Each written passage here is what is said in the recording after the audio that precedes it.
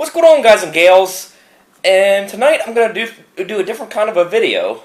And no, it's not going to be a Pepsi review like I keep saying at the beginning of these.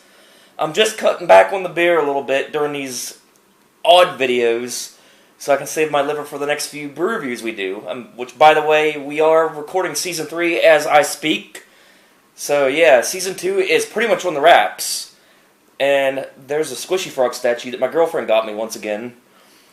Thank you, Tina. Well, anyway, what I'm really doing tonight, Wednesday night, it's Wednesday night, and usually GMC's ranting about something, but he's not ranting about something this week because he didn't give me a video to put up. So, this week, I'm basically going to be talking about music. I know we do a lot of videos about music on here, but we never really talked about it.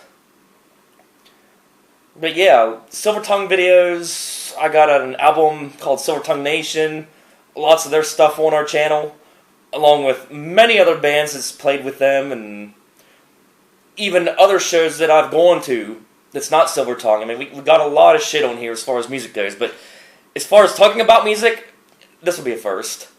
So, let me take a little drink of Pepsi here. And I will show you back in the computer den.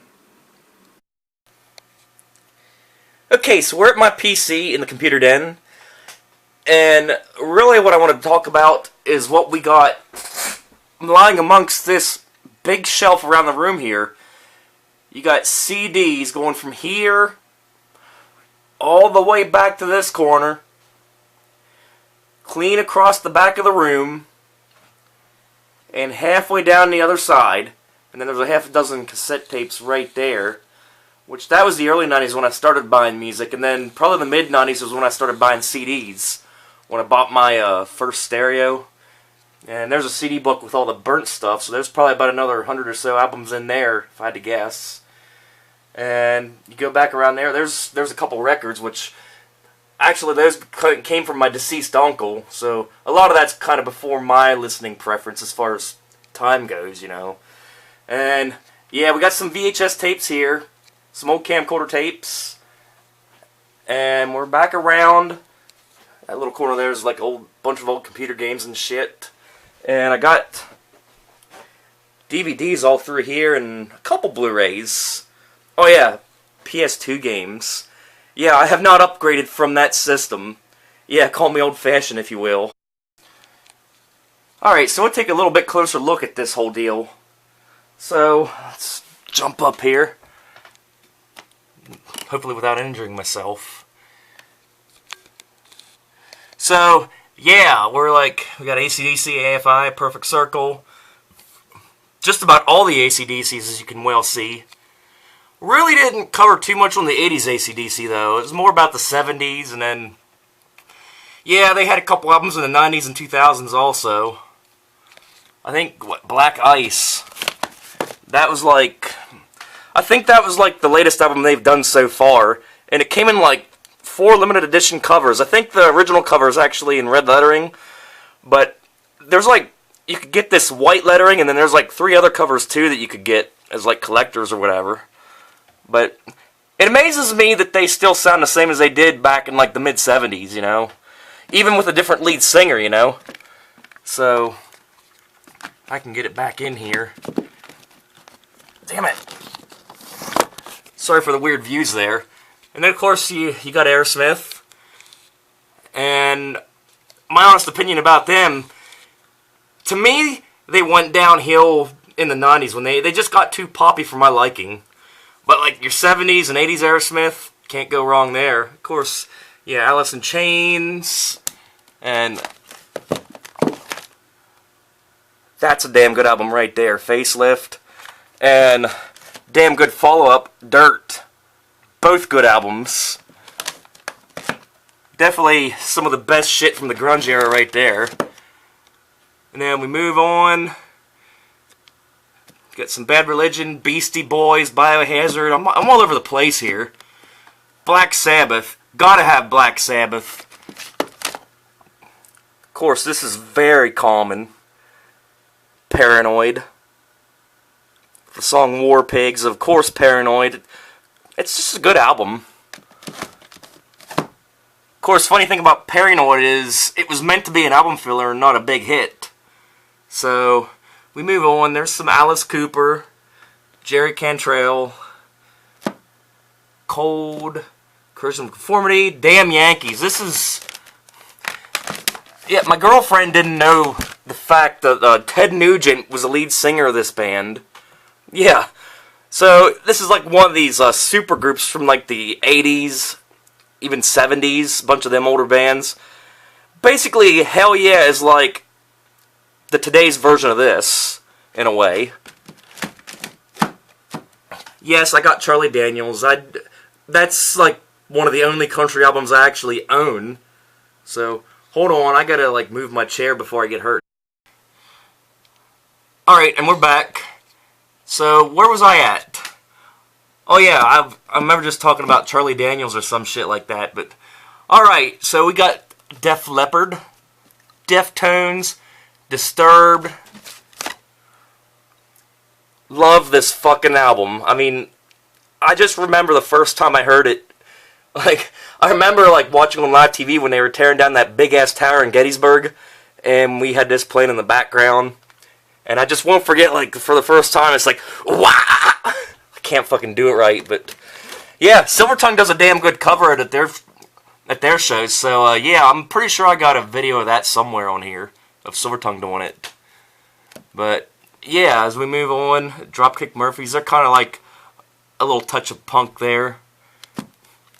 Everlast. Yeah, Everlast was kind of an odd group, though. They were more or less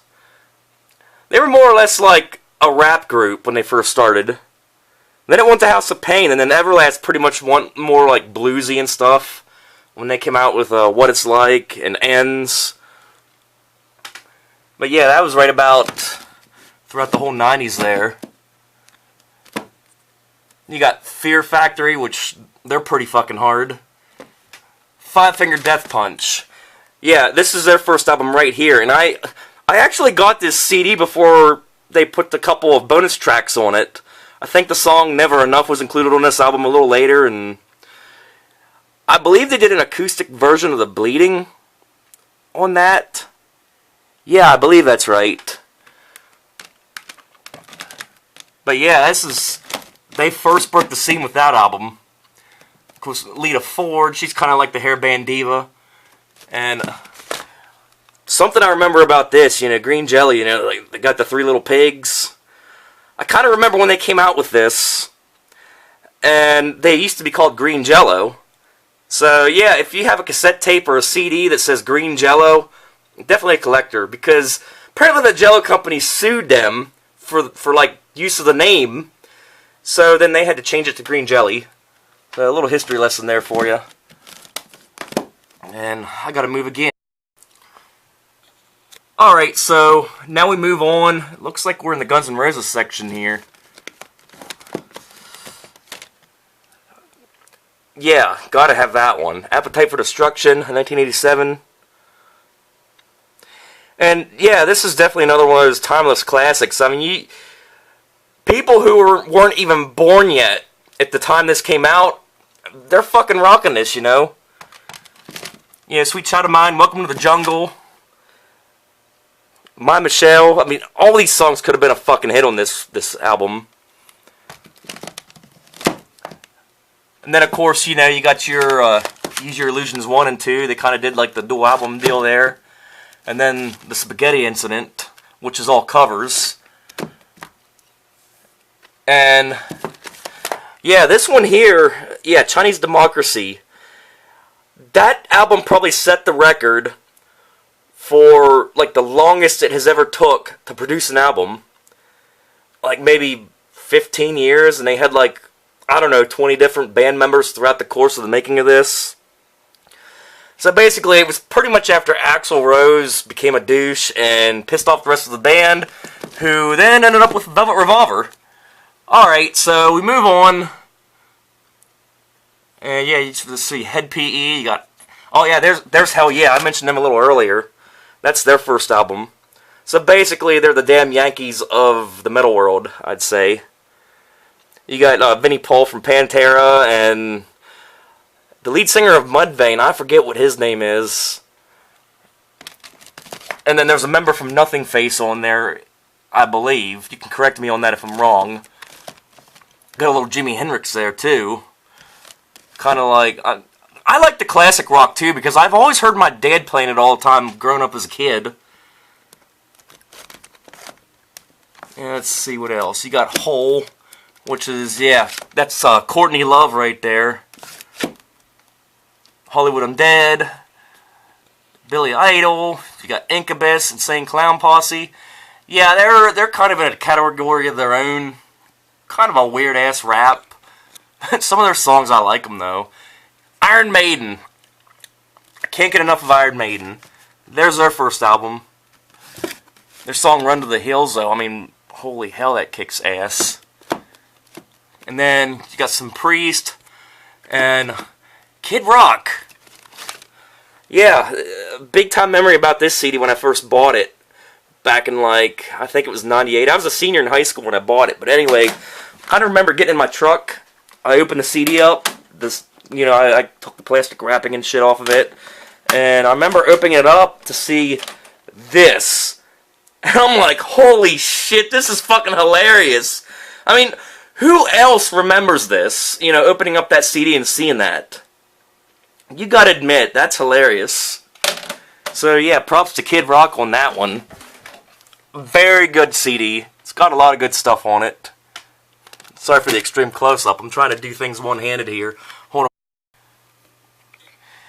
Alright, so, yeah, we talked about Kid Rock. Here we go, Killswitch Engage. Now, this version of the album actually has Holy Diver on it. It was like a bonus track they included. And I must say, they did a damn good cover of it, too, you know. And rest in peace, Ronnie James Dio. He was one of the few rockers to die naturally. And, okay, we got Kiss. And this band, I think, pioneered good live performances. They're one of the few bands I can actually listen to live over listening to from the studio. And you can see right here, we got the Kiss Alive box set. And you notice how small they made the box sets now since everything's on CD. And, of course, now even smaller since you can download the shit. But yeah, that's like 4 Kiss Alives in one right there in that deal. And then we got Kix, who Silvertongue actually opened up for them in Brunswick like a year and a half ago for the Kixmas tour, so... Well, it wasn't really a tour, it was just a show, but... We got videos of that on there. We got some Korn, seen them live in Pittsburgh years ago. Got some Zeppelin, if the mood catches me right. And then Linkin Park. Yeah, buddy, I love that fucking album. I mean, from the first time I played it with the subs, oh man. I don't know why, but I'm not feeling the newer Linkin Park as much as this stuff. I mean, every track on the first 2 albums was like on point. And then you got live, they're actually throwing copper. Yeah, that's actually a good CD. They're actually from York, which ain't too far from here. But one of the first CDs I bought when I was a teenager, Throwing Copper. But I've never seen them live, believe it or not, even though I'm from almost near where they are. We got Marilyn Manson. And yeah, they really stirred up so much controversy. This is actually the first album I actually snuck by my parents and got away with it. Antichrist Superstar is the name of the album. It's got Beautiful People. And then the follow-up to it was Mechanical Animals. And they had a couple albums before that, I believe. And then, yeah, lots of Megadeth. Can't get enough of Megadeth. And then, of course, the Metallicas. Then first 4 albums right there. Yeah, Kill 'Em All, Ride the Lightning, Master of Puppets, Justice. Man, I never get sick of them. And then here, very popular, the Black Album. This is what made them mainstream right here. You know, you got Enter Sandman, Sad But True, The Unforgiven, Wherever in My Room. Every song on this could have been a hit. In fact, I think every song on this is a hit, in my opinion. And then there you got the box set. This is like their live shit, Binge and Purge, treasure chest. Here, I'll pause the camera as I get it down and open it up. So, this was pretty much their project in between when they did the Black Album and Load. So you can see it has 3 VHS tapes, or I guess nowadays you can actually buy it as DVDs now. But I bought this sometime in the late 90s. You got Live from Mexico City, 1993, 3-disc set.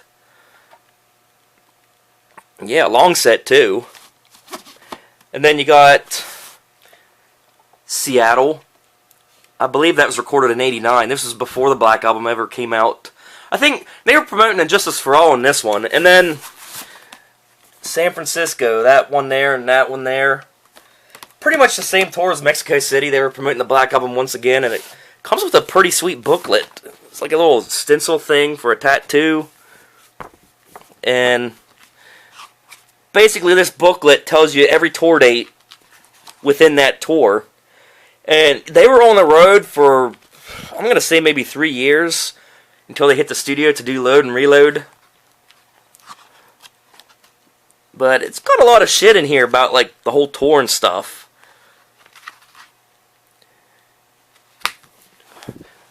Yeah, I didn't actually get to see them for the first time until maybe... I know they were promoting Saint Anger at that time, when I first seen them. I've seen them in '03 in Columbus, Ohio. And then saw them again in '04 in D.C. with Godsmack, so...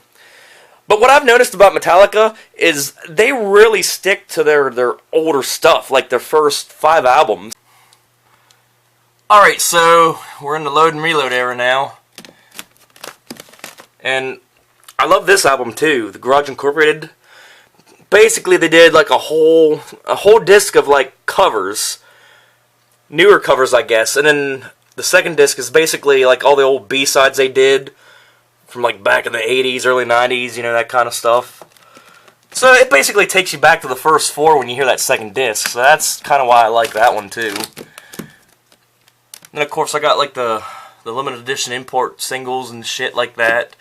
S&M, not exactly my favorite, but there's a couple good cuts from it that I like. And then you got Death Magnetic, very highly anticipated, very good. And Beyond Magnetic, which they released this as like a 30th anniversary deal as far as like being a band goes. And all this is like four tracks that didn't make the cut on Death Magnetic, so it's almost like an extension or a volume 2 basically. Okay, we got the Misfits, Molly Hatchet, Motley Crue.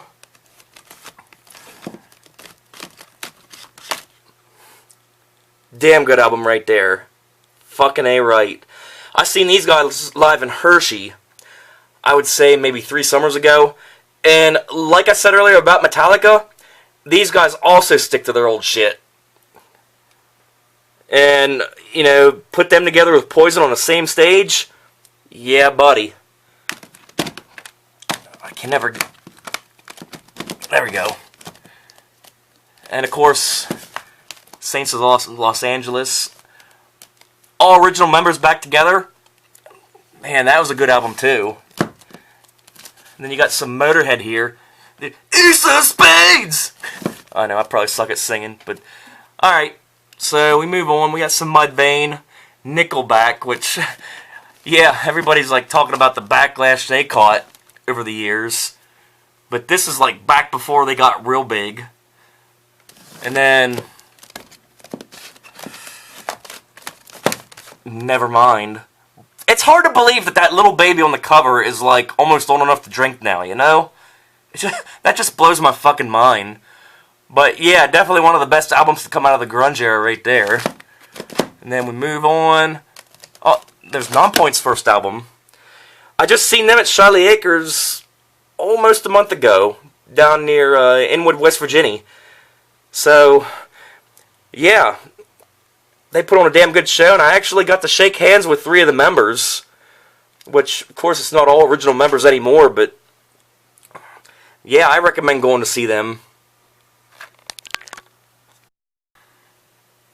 Okay, sorry about the abrupt pause. I'm sure you're sick of me, like, showing the floors. I'm trying to put this shit back, so... Alright, so moving on, we got some Ted Nugent, lead singer of the Damn Yankees, as you heard earlier, and The Offspring Smash. That is actually the very first CD I ever had. No joke. Yep. I got it when I was like 14 years old. And I still listen to it. Yeah. That's the one that has Come Out and Play, Keep Them Separated, has Self-Esteem. And yeah, Bad Habit's kind of my favorite one off of this, but they couldn't obviously play it on the radio. It's more like a road rage song, you know.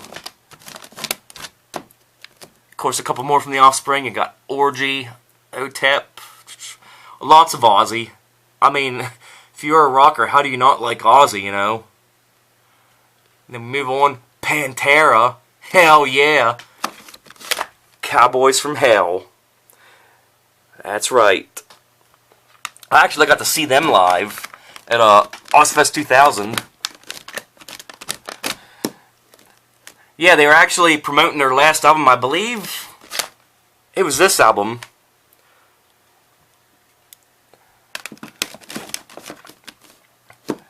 But yeah, I'd seen them live at Ozfest 2000, and what's crazy as hell is that they drew a bigger crowd than Ozzy did.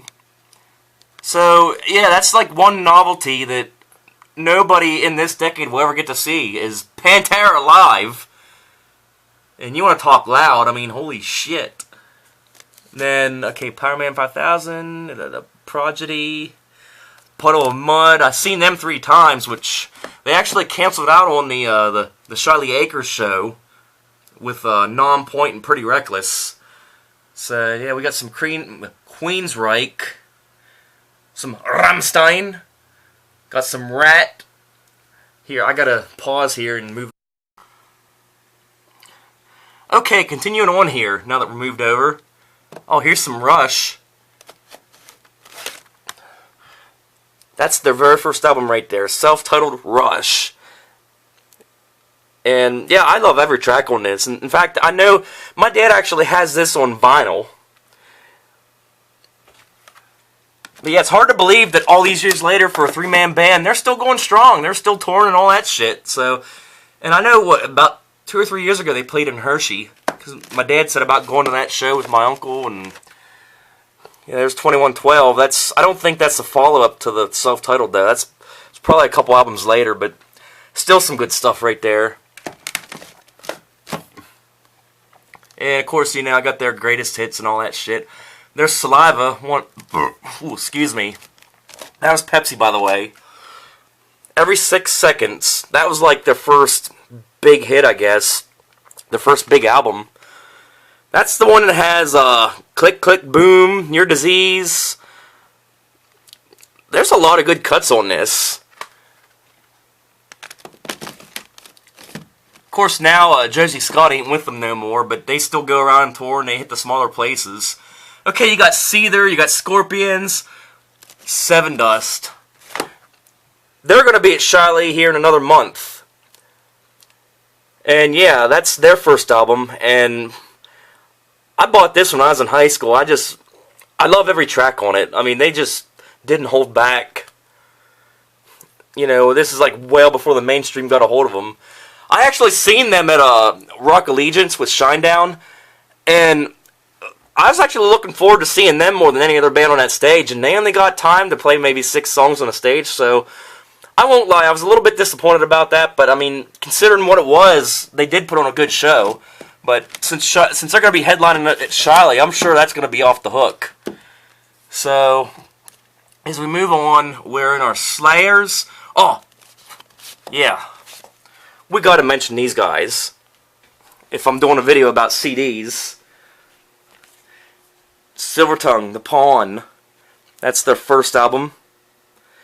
And I actually bought this copy at the very first Silvertongue show I was ever at. Of course, the case is a little beat up because it's been riding around in my car for a couple years.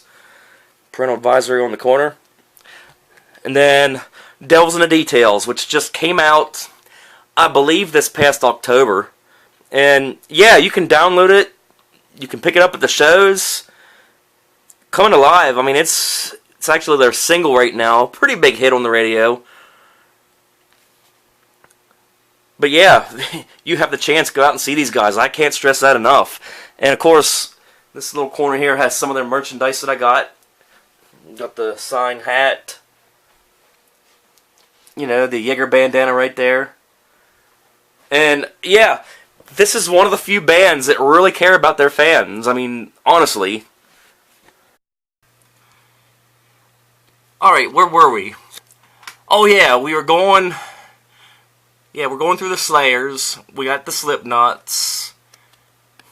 Anybody remember Snot? Yeah, like, I forget what the deal was, but they were at one Ozfest and one of the members died. I'm thinking the lead singer died or something. And then they did like a tribute album called Straight Up. Yeah, that's the one right beside it. Which they had like a lot of guest lead singers. I think Fred Durst might have been a guest in it, and a couple others. Lejana Seven Dust. Yeah, it says right there. Jonathan of Korn.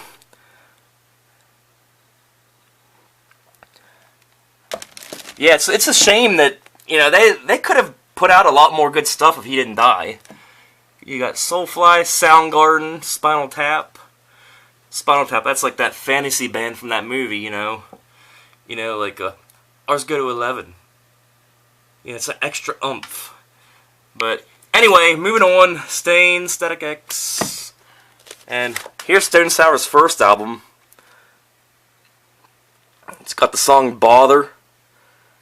That was like their first big hit, I believe. Then you got Sublime, Suicidal Tendencies, System of a Down. There's some Taproot. Billy Talent. Underrated. They're actually from Canada. But yeah, they're actually more popular up in Canada than they are here. And I'm kind of more of an alternative rock rather than anything. It's not really metal, but it's more alternative. But I like it. I listen to it from time to time. And I think, I'm not sure if they have a new record out now or not. Or a record. I'm talking like I'm old here. A new CD or a new set of downloads. So there we go. Got some Tesla, Testament, some Tool. And then we move around the corner. We got some Trivium, Typo Negative, Twisted Sister, Van Halen. I'm all over the place here as far as the rock goes. There's some White Zombie. Yeah, this was part of my high school soundtrack right here, buddy. I remember buying this like senior year, and check out the sticker on this. Remember the wall? Yeah, like your music was guaranteed for life. Of course, you know, that's not so true now since it's FYE. I can focus on it. Yeah, there we go. But yeah, I kind of remember that whole deal with the wall, and then I guess FYE got a hold of everybody and shut that out real quick. But I remember like the days of the wall. Like you could, for a while there, you could actually get a CD you bought at Kmart, and if it didn't work, you could put it in a wall case and get a new one. But they eventually caught on to that, and I don't know if they put different barcodes in them or what, but yeah, there for a while, you could exchange any CD if you had a wall case. Of course, we got Neil Young. Now we're getting to like your soundtracks, your compilations. There's your comedy. Yeah, Dennis Leary. Oh man, his shit is funny. Yeah, he got a song called Asshole. Yeah, you'll have to check that out sometime. And then Lock and Load, that's just as funny too. But his whole shtick about cancer on there just fucking cracks me up. And then, of course, you know your classic Adam Sandler, which, yeah, his movies ain't quite as lewd, but this shit is fucking hilarious. Of course, yeah, the Thanksgiving song, that was kind of like a radio hit, but all the rest of it would sound like Morse could if they played it on the radio, obviously. And, yeah, I can't believe I used to listen to this. Weird Al Yankovic, Bad Hair Day. That's the one with Amish Paradise, which I remember the whole lawsuit that Coolio did towards him, because, you know, this song actually made more money than Gangsta's Paradise by Coolio. And yeah, I think that would have been like his biggest hit actually of like anything he's ever done on there. But he kind of like does a remake every other track on here, and then like all the other tracks are pretty much like stuff he wrote. And then, okay, we got your compilations. Oh, yeah. Here's one from the first Ozfest back in '96. I like how they did the case. Like, everybody, like, Ozzy's bowing down to the crowd. I don't see no fucking bats. But yeah, this is like, you got Cold Chamber, you got Power Man 5000 before they got popular, Fear Factory, Biohazard, Sepultura, Slayer, and of course Ozzy. And okay, now we get into the cassette tapes. Oh boy. And you can see I got a couple Metallicas there, and Nirvana, never mind. I actually went and rebought those 3 on CD. Actually, those 4, because Jackal... Yeah, they actually have that, the Lumberjack song where they use the chainsaw as the instrument. I love that fucking song. But they actually put a bonus track on this years later called She Loves My Cock. Which, I have it on the CD version, but... Yeah. I bought this shit when I was like... I might have been like 6th grade or something. I think I was like 12 years old when I bought this. But, yeah, apparently they're still playing at like local small clubs and stuff. And this might be Aerosmith's big hurrah in my opinion. Get a Grip. Yeah, you got the pierced cow tit right there. The shit they come up with, you know. And, yeah, the case is all fucking broken too. But, yeah, I think this here, in my opinion, would be like the last decent album that Aerosmith ever did. Until they got a little poppy for my liking. But, as we move on... Remember them things? Yeah, CD books. And then way down there... Hold on. Okay, now I'm a little closer. When I bought Hellbilly Deluxe... They actually gave this record away too with the album. It's almost like a promotional deal they did at the wall or something. You know, one side has Dracula and then the other one's like a remix or something. But yeah, it's pretty damn cool. Of course, I didn't have a record player to play it on either, which is kind of funny. Yeah, somewhere it says somewhere about like a promotional copy, not for sale. So, it's like one of those collector things, you know? That's the one thing about downloads. You don't get all the extra stuff like this, you know?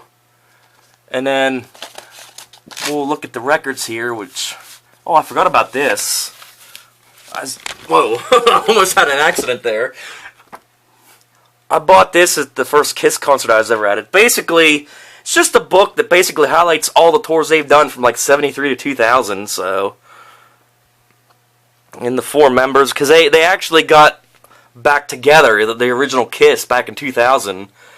And they toured for about 3 years that way, then 2 of the members left, and Kiss repeated itself. Yeah, what's new? But yeah, they put on a pretty good show, though.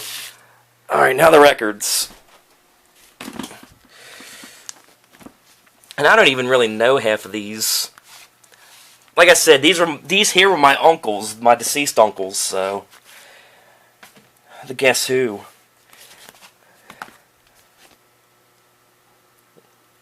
But yeah, I listen to songs. Yeah, American Woman, that's a pretty common song. And Neil Diamond.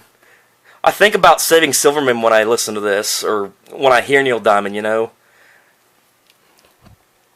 I guess this is like a live record or something. And then, this must be what they called heavy hits back in the day. Well, let's see. I don't even know half these bands. The Turtles, they called that heavy back in the day. There's The Who, which I guess back then they were considered pretty heavy. But yeah, a lot of these I never even heard of. Yeah, Sam the Sham. Yeah, they were kind of before my my preference, I guess you say. Gotta love their fashion back then too. And then of course, you know, another compilation of like old stuff. The Beach Boys. Yeah, that was a big hit. I bet you they got more ass in a toilet seat back in the day too. Three Dog Night, yeah, I've heard of them.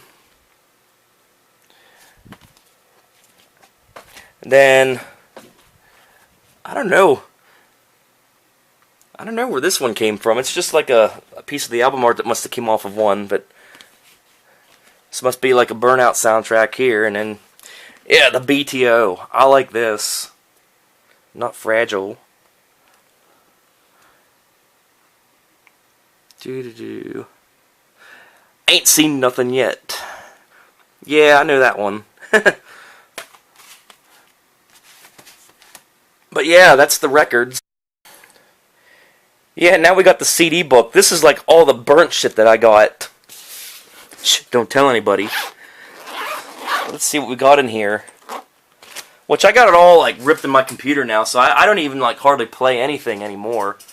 The only CDs I actually buy anymore is like these underground bands from these smaller shows that I've been going to lately. But anyway, we'll take a look inside. Oh yeah, there's some Korn there. I think it's like a mix CD, or as you called it in the '80s, mixtape. Of course, you got some Nickelback and Shinedown there, and Three Doors Down, Seven Dust, later Seven Dust. Rodney Carrington, that's like his stand-up shit, you know. That dude is funny as hell. Oh, Creedence Clearwater Revival. Yeah, I do. Like I said, I like a lot of the classics that my dad listened to because I grew up listening to it. Some 80s Kiss. Let's see, Lost Prophets. Rage Against the Machine. Oh, there's Boston. Another one of my dad's archives. The Scorpion King soundtrack. Oh, there's one of the Adam Sandlers. I guess it's one of their newer one. One of his newest ones. Not a group, but there's a couple Panteras. I didn't realize how much burnt stuff that I had. There's Flyleaf. They're actually a Christian band, believe it or not. Oh wow, I got some Styx in there too. Megadeth. Type of Negative. Steve Earle. Yeah, that he does Copperhead Road. That's kind of like a country song too, but I like it. Got Tantric. Stained. And I actually got so organized with this that I started writing it down on like a notepad as far as like the song titles go. Cause I just got fucking sick of like writing it on a CD, and then if I fuck it up, you know, it's gonna look like shit and you can't read it. So yeah. Still flipping along here. Dane Cook, I forgot about him. There we got Rush. Not Rush Limbaugh. Yeah, that's Shinedown. Ledbetter Heights. Yeah, they're actually underground. They're actually from Shippensburg, but they don't play together anymore. I got to see one of their shows. More Ledbetter Heights. Skillet. That's another Christian band. God Rocks! Then, yeah, Breaking Ben, Skillet, Ten Blade. They're actually from Baltimore too, just like Silvertongue. But yeah. Oh, there's even more back here yet. Oh, I was doing like mixtapes here, I believe. Like, yeah, here's the one I did called Hair Bands Volume 1. Yeah, so I did Cinderella, Guns N' Roses, Iron Maiden. A lot of good stuff here from that era. Dokken. But I really didn't do the ballads on this. Like, I did actually like the harder side of the hair bands on this. And then you got, yeah, this is a cool title. Music to Be Pissed Off To. That's like your real hard stuff here.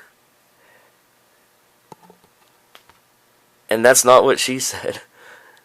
Alright, so, yeah, let's see. We got El Nino, Hatebreed, Korn. That song, Blind, I love that song. Spine Shank, if you remember them, they came out in like 2000 or so. Deftones, My Own Summer, Shove It. That's like their biggest, or their first big hit, I guess. What do we got here? Of course I had to do a Mandatory Metallica. And then, what's this one called? Hardcore Dust. Oh, this is, I think I did like a bunch of classic metal on this one. Yeah, Iron Fist by Motorhead, Killers by Iron Maiden, Whiplash by Metallica, Night People by Deer. There's a lot of good shit on this. Which, of course, I actually have a Hardcore Dust playlist on my computer, but it consists of a lot more than this, that's for sure.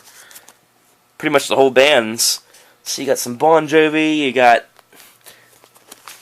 latest in '06. I guess that was like some of the hits and stuff that was out then. Wow, that was a long time ago already. More mandatory Metallica.